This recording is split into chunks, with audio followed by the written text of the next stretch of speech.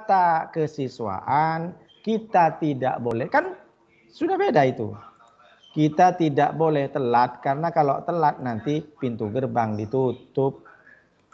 Paham? Nah, berarti dari sini kalimat direct in indirect speech itu dibagi menjadi 3 bagian.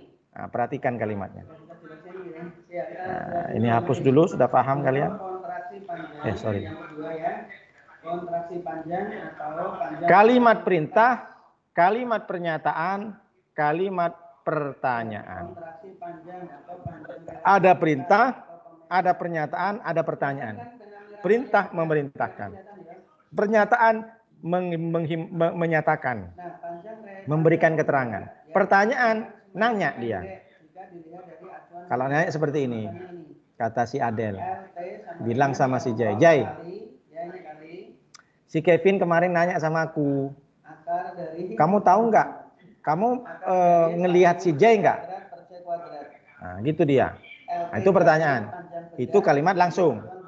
Ada kalimat indirect speech, ada kalimat pertanyaan indirect speech, tapi yang pertanyaan, yang tidak langsung.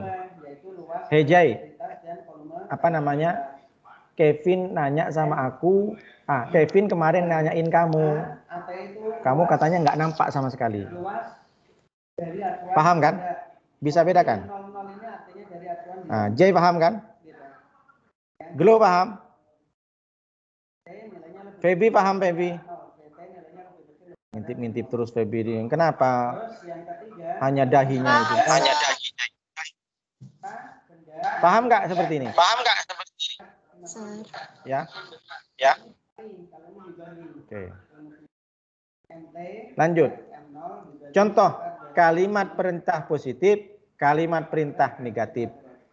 Ada positif, ada negatif. Yang pertama, kalimat langsung. He asked me, open the door. Dia nanya sama aku. Dia minta kepadaku, open the door, buka pintunya.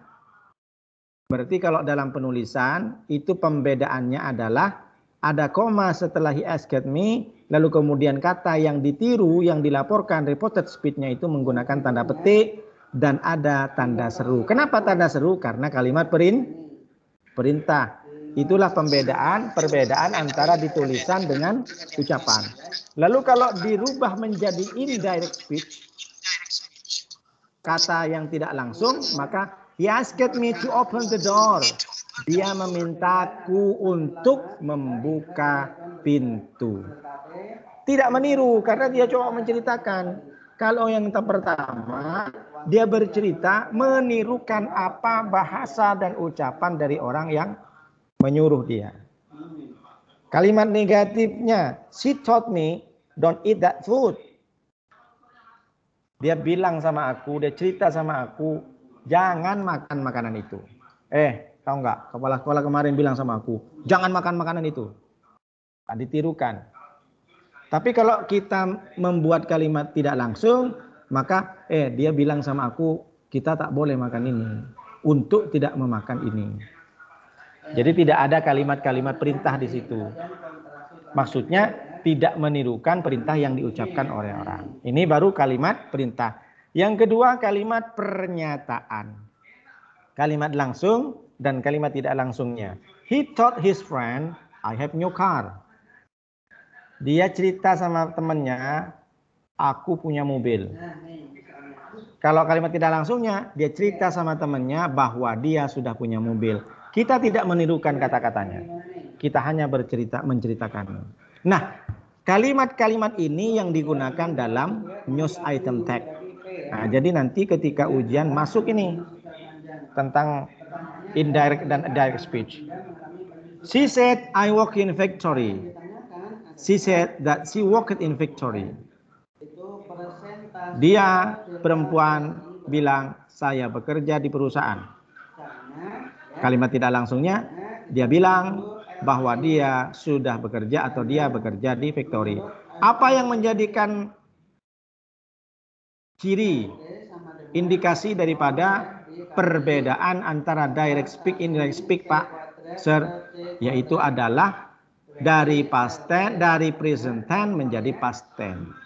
Kenapa present tense? Karena cuma menirukan orang yang berbicara, tapi ketika sudah masuk ke kalimat tidak langsung, itu berubah karena sudah terceritakan. Lalu yang terakhir ada kalimat pertanyaan. Pertanyaan berarti melibatkan where, when, why, what, who, how. The girl asked me, where do you live? Where do you live? Wanita itu nanya sama aku, di mana kamu tinggal? The girl asked me, where I live.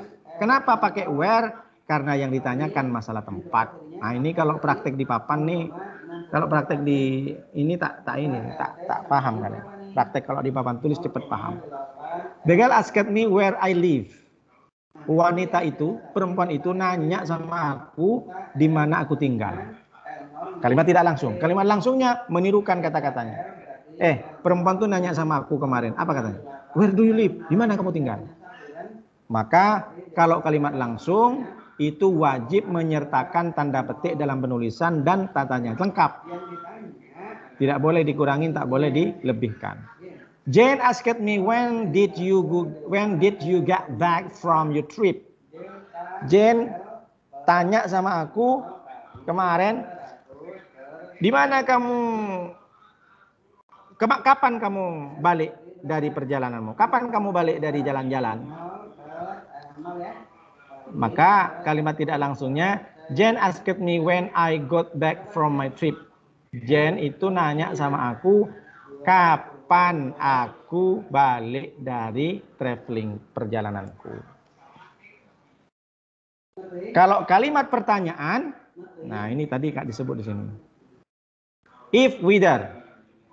Ada yang menggunakan where, when, why, what, who, how. Ada yang menggunakan if, whether.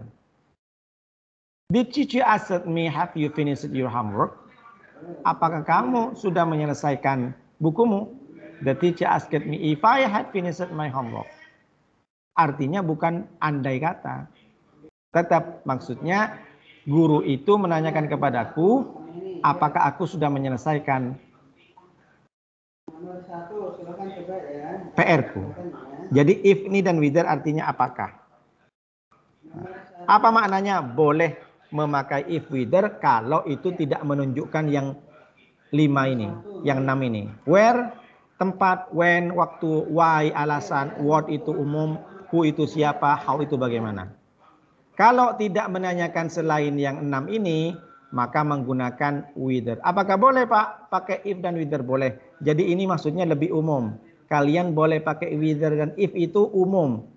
Meskipun itu bisa menanyakan tempat dan waktu boleh.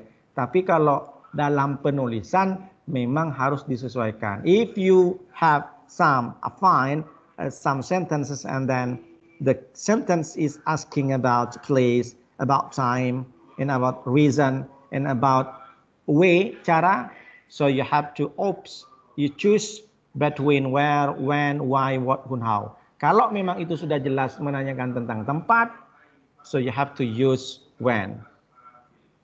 Where. If you have a find about sentences and asking about time, you use when.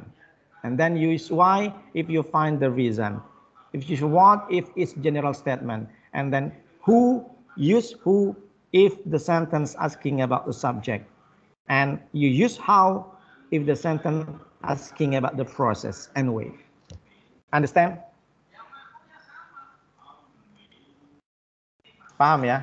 Yes. Ini kalau di papan ini panjang ceritanya.